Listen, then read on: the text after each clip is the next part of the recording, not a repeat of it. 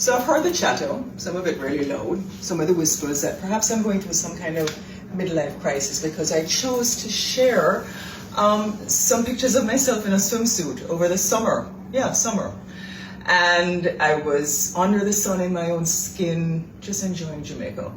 So let me pause here, not to defend myself because I don't think I need any defense in this situation, but I wanted to invite maybe a shift in perspective. So first, let's retire this notion that, wearing a swimsuit or summer clothing or showing a little bit more skin in our hottest month or daring to share it and post it at any stage once you're an adult is strange or suspicious. I believe a woman or a man, whether they are 20, 40, 60, 85, has every right to show up radiant, unapologetically alive, in their own skin. And now, that my favorite season is here, fall. I've put away my swimsuits and linens. They're tucked away. I brought out my cashmere, my leather, my fishnets, my suede, my scarves, because I love a warm embrace and I love fall. And what comes next? Well, let me prepare you. You see, my work carries me through every season, and I love seasons. And through it all, I am still what I am. A little chic, a little avant-garde with just, touch of femme fatale, no matter the weather.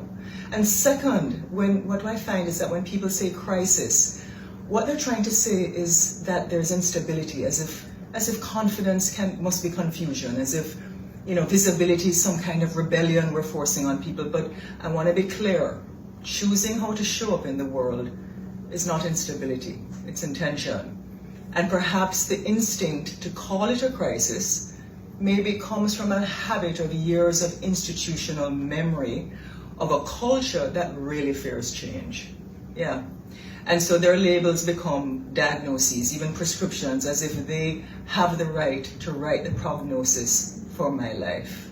And often what they call a crisis is not my crisis, or is not a crisis at all, but perhaps a reflection of someone else's discomfort, what they're experiencing, a projection that, they're uneasy, and that, my supposed unraveling and my shift must be their fracture. They take it personal.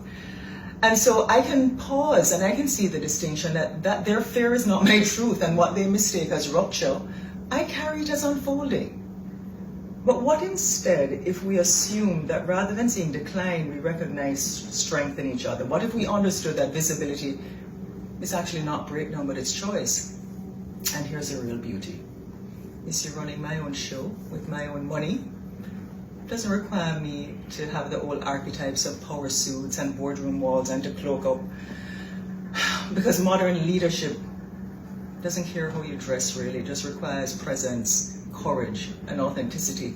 Because what it's not is abstract and congealed. Because tariffs shift overnight, supply chains are stretched across continents. You have to be flexible. It's not just having plan A, but plan B, and yes, you must have a plan C and sometimes a D. And it's currency fluctuations that demand resilience. It's design into innovation. It's requiring a calm head. And yeah, through it all, it's showing up. You have to be grounded. So I don't have the time to listen to who is uncomfortable with what I wear, because when I choose to step forward with confidence, it's not a crisis. It's intentional, it's deliberate and fearless, the same kind of leadership I've always had throughout my life. Because the real work of being a CEO is not shrinking into outdated molds or drudgery. It's expanding into new ones. And if my choices spark conversation, then yeah, let them. Because my choices are not crises. They're not accidental. And just maybe they may invite other people to see others with a little bit more curiosity, maybe generosity, and far less judgment. Because so many people are afraid to step out because of the noise they hear from a culture that wants them to stay in the same way all the time. I'm not that woman, and I will never be.